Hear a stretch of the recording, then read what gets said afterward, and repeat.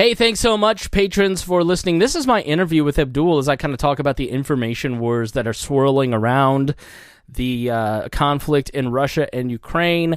I am so thankful you're patrons. Thank you so much for watching and listening. You guys are the best. You're the backbone of all this. And it wouldn't be possible. I couldn't afford this microphone, this camera, all of this stuff without you. I couldn't afford the StreamYard that this was recorded on. It's really expensive every year. And I just filed incorporation documents. So we are officially an LLC. I am taking the steps to standardize this as a business, and I need you to help grow it. So as you hear, information is confusing now, and I'm here to help sort that out. So stay tuned and listen, and we appreciate you. If you get value, thanks for giving us value back, and, all that other razzmatazz. Thanks, everybody, for listening to The Bonus Show. Well, with the conflict in Ukraine and Russia these days, we figured we'd talk to our good friend Chris Spangle. Chris Spangle is a digital director for the Bob and Tom Show and also hosts the Chris Spangle Show on the We Are Libertarians Network. Now, why am I talking to Chris of all people? Chris is actually a pretty good job when it comes to social media and understanding how it works, and he also understands world and global affairs. He also used to work for me, with me, back in my days at WXNT Radio. So, Chris, my friend, always good to talk to you. How you been, buddy? I've been fantastic. I've been winning like you've been winning. Well, that, my friend, is another episode for another show for another time. I'll be happy to come on the Chris Spangle Show and talk about it. I'd love to have you. So let's talk about the situation with Russia and the Ukraine. How is that being played out in social media? Well, it initially had a lot of sympathy for the Ukrainians. It's, the first person who moves into another country usually is the villain. So Russia started to really, take a lot of heat, and people felt a lot of sympathy for them. But then, like everything else, after about 2 weeks, it hardens into our own, internal battles and our own conflict around culture war issues. And yeah, now it's you can't support the Ukrainians or you can't support the Russians either. It's all very weird. Or you have to only support the Ukrainians. Everything's kind of narcissistic online. If you want to know the truth, Abdul, you love it there. So help me out here. How is it? Basically, because it seems to me, like I said, just kind of following the news, that the Ukrainians are the good guys, the Russians are the not so good guys. What are we missing? Well, that's the million-dollar question. It sort of feels like Ukraine has become a 51st state of the United States to a lot of people in mainstream media. I saw Chuck Todd wearing a Ukrainian flag pin. And listen, I'm pro-Ukrainian in this situation. I feel bad for them. I feel that Vladimir Putin is a dictator that wants to oppress them, and they have every right to fight back. But I also don't think that the Americans have an interest in this beyond sending maybe some aid. But if you say that opinion online, you are a pro-Putin puppet, and it's very odd. I think in a lot of ways we're kind of living out a continuation of the pandemic. People slotted themselves in 2020 into certain informational veins, and then it carried through the pandemic, and now this is just kind of falling into that. People who are prone to falling for Russian propaganda are, kind of in that same, we shouldn't talk about Ukraine at all, it's all the distraction, and don't say anything bad about Vladimir Putin. And then the people who were very, pro-vaccine mandate and pro-masking and all that are very outspokenly pro-Ukrainian. Without kind of stepping back and going, what is the American interest here? What is the interest for the average American? How many wars are we going to get involved in around the world? Help us out here, if you could. How are Facebook and Twitter sort of playing a role in this Ukraine-Russian conflict? Well, I think if you look at social media over the last few years, and outlets like Frontline, which you can watch on YouTube from PBS, have several good documentaries on this. But when you look at Facebook and Twitter, these are the town global squares. It's where a lot of information in the modern America is disseminated. And they're, since 2016, they've been under fire because Vladimir Putin, if you read the Mueller report, basically it tried to influence Americans around a certain, not necessarily to rally around Trump, but to really ding Hillary Clinton, because he deemed Clinton and the Obama administration as an enemy.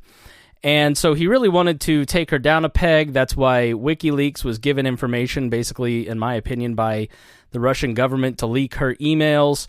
and, to influence the course of the election. They do this around the world, and, and in some ways we do it too. It's why Radio Free Europe exists. It's why Voice of America exists.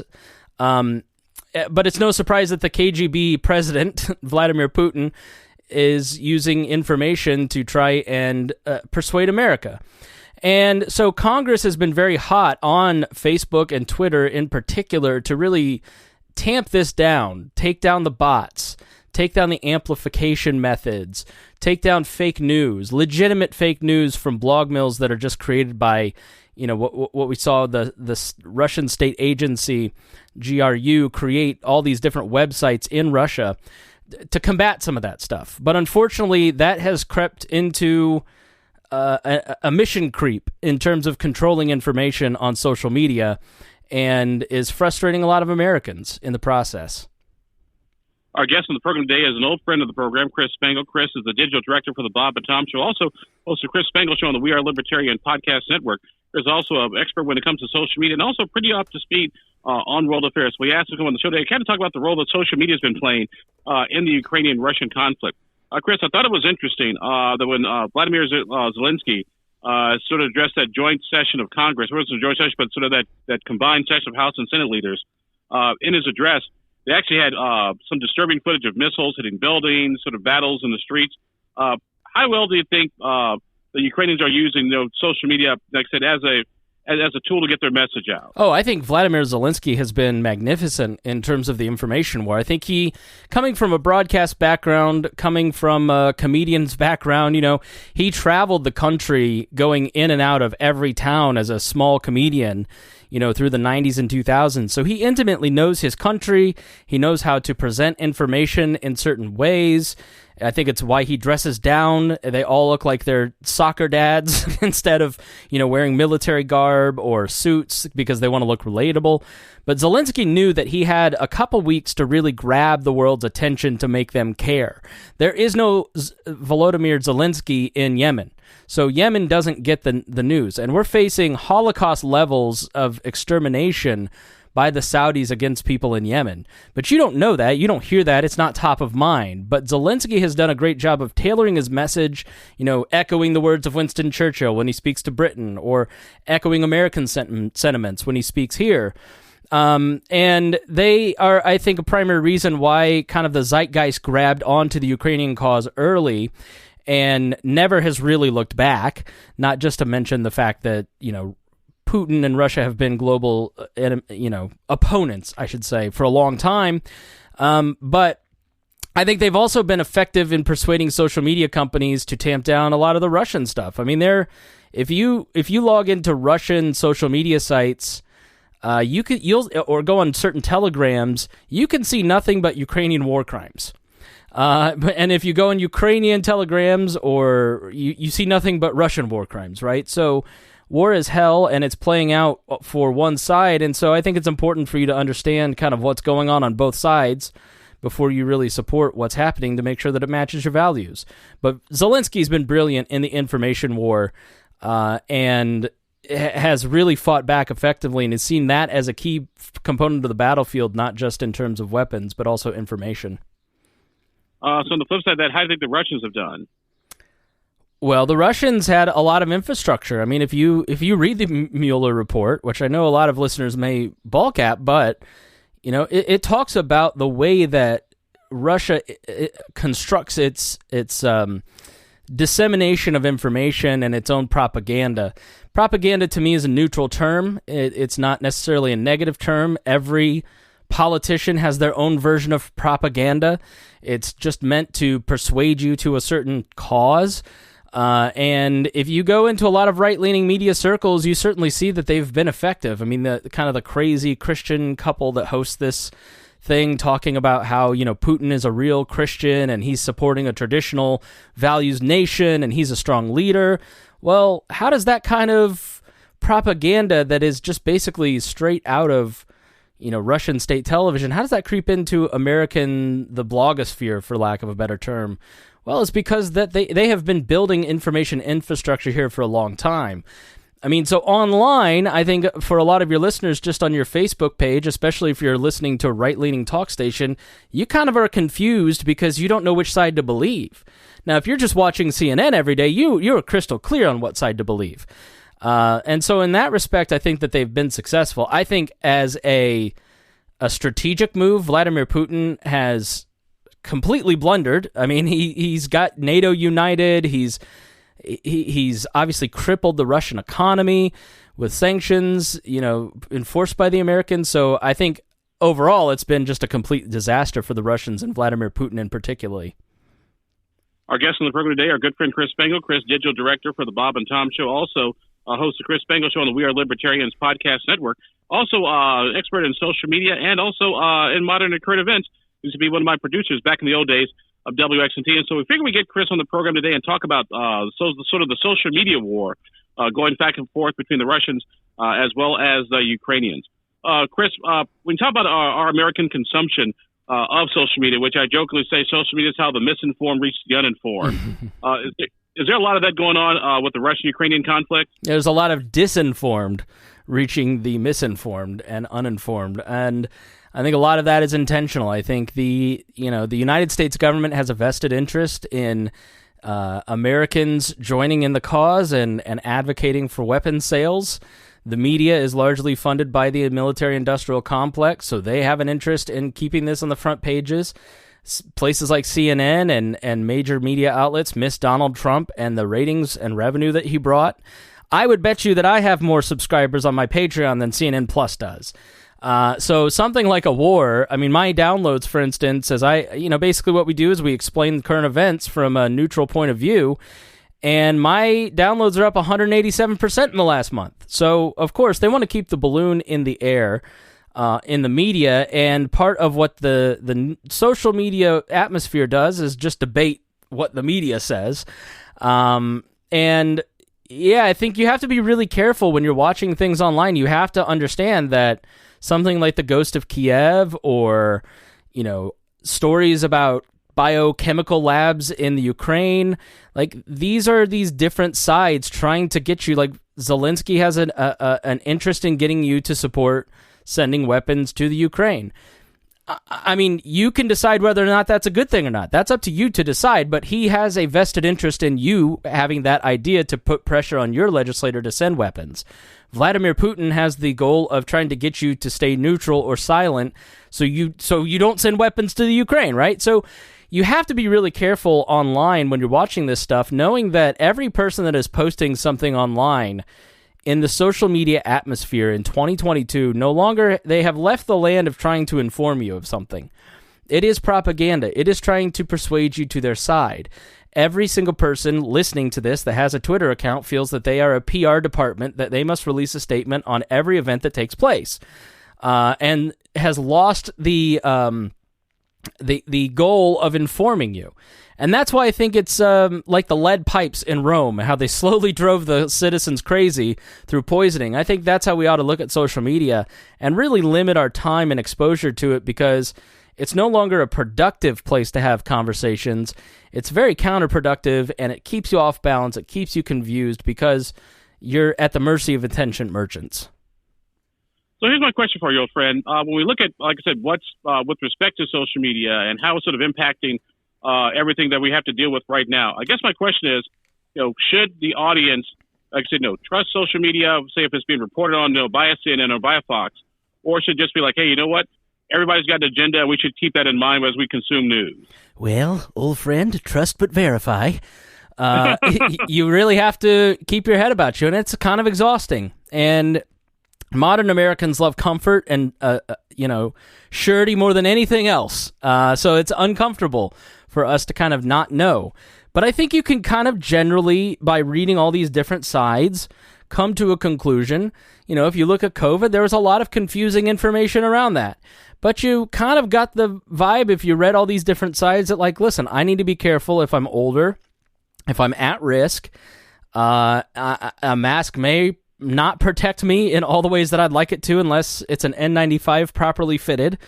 So I just need to take my risk. But if I'm a 38-year-old male like myself with a healthy lifestyle, it's okay to go to Florida, right? So you have to do a little homework, but in reality, freedom requires a little extra work, and it's a much better way to live. We've never had more good journalism and more information than ever before. And I think walking away from it is a mistake. Pretending that everything you see is fake is a mistake. Just kind of trying to keep your rational head about you and understand that, like, all right, I'm going to read these 5 news sites. I'm going to read Reason for the Libertarians, National Review for the Conservatives. I'm going to read, Zero Hedge for the conspiracy type stuff. And I'm going to read Vox for the liberal perspective. And I'm going to read the New York Times. You put 15 minutes of effort into scanning those sites, you probably have a pretty balanced view of what's going on. So it isn't as hard as people think to stay informed. It just feels overwhelming. And so we kind of give up and walk away. And that just makes you easy prey for one of these propagandists I'm talking about. Chris Spangle with us for a few more minutes on the program today. So, Chris, is this our first sort of like worldwide conflict, so to speak, that's been waged on, but social media has been sort of a crucial component in both sides, or has it happened before? It's happened in small places. It's happened in small areas. A part of the reason that people on the right are a little more adept at some of the coverage of this stuff and understanding what's happening in Russia is that they've been driven off of mainstream platforms and sought out different avenues of information like Telegram. So they know where the good channels are. So I've had to go to several of my conservative friends and say, where's the good Telegram channel so I can see what Russia thinks? And, you go on that site, you go on that app, and you just see a ton of information and a ton of video that you're not going to see on Twitter or Facebook or other places, or that you've really ever seen before. It's definitely the most conventional. I mean, I've lived at war. Part of the frustration, I think, is that as a person who was 18 on 9/11, I've been confused by the lack of clarity around what's happening on the ground and in the war, right? Because I've become so used to Defense Department propaganda of the briefing every day, giving me the neat little package of how the Americans are winning, that I'm not used to this kind of war, right? I'm not used to the conventional war with a lot of tanks and missiles. But we've definitely seen the cell phone video of Saddam Hussein being executed or being pulled out of a rat hole. So we've seen it. It's just that this is a different type of war than what a lot of Americans have been used to in that, in the Middle East with small squads and insurgencies compared to columns of tanks that are 50 miles long rolling into a country. So I don't know that it's the first war. It's definitely the most conventional, and many of us watch many, many hours of World War II documentaries, so it just feels more familiar in some ways.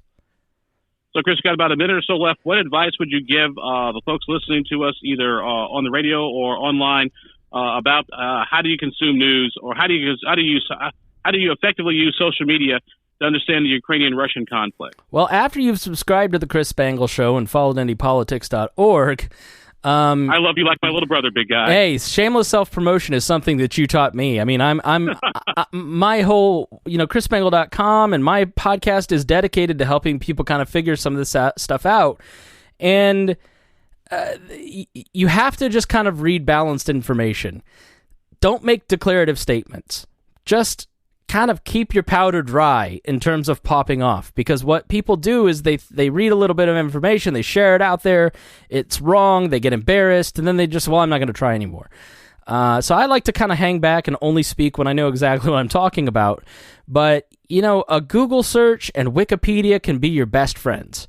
If you're unsure, Wikipedia is something that I use to kind of verify information all the time, because you need a constant, you need a guide, and it can kind of help you tell what's going on. They have a very strict process of moderation on Wikipedia, so it is peer-reviewed. So if you're unsure, start there, and once you kind of build a base, then you can go and branch out and go, okay, what happened in the Chechen War? Well, that informed what happened with Vladimir Putin in his early days, and then that informed what happened in the middle, and all this stuff starts to build. I love documentaries. I've got a post up about some of the best history documentaries around this conflict. And as you just kind of put the effort in and read kind of the links that are at the bottom of a Wikipedia page, you start to find sources and people that you sort of begin to trust. and that you can listen to, and you may not agree. You may agree with me 50% of the time. You may disagree with Abdul 50% of the time, but you know you're going to get straight information, and they're not trying to propagandize you. So, I mean, it's not easy. It's like exercise. Information now is like exercise. If you want a good result, if you want to be smarter, you got to put in a little bit of work. It's just not going to show up on your doorstep wrapped in Walter Cronkite at 6 p.m. every night anymore. That's not the future. No reason to mourn it. It's a much better system now because you can know anything in the world if you just make a little bit of effort, Abdul. All righty. Well, our guest in the program today has been our good friend Chris Spangle, the host of the Chris Spangle Show. You can find at chrisspangle.com, also the We Libertarians Podcast Network, and also he's the digital director for the Bob and Tom Show. So, Chris, my friend, as always, good to talk to you, buddy. Thanks for being with us. We'll talk to you again real soon. Absolutely. Thanks so much, Abdul.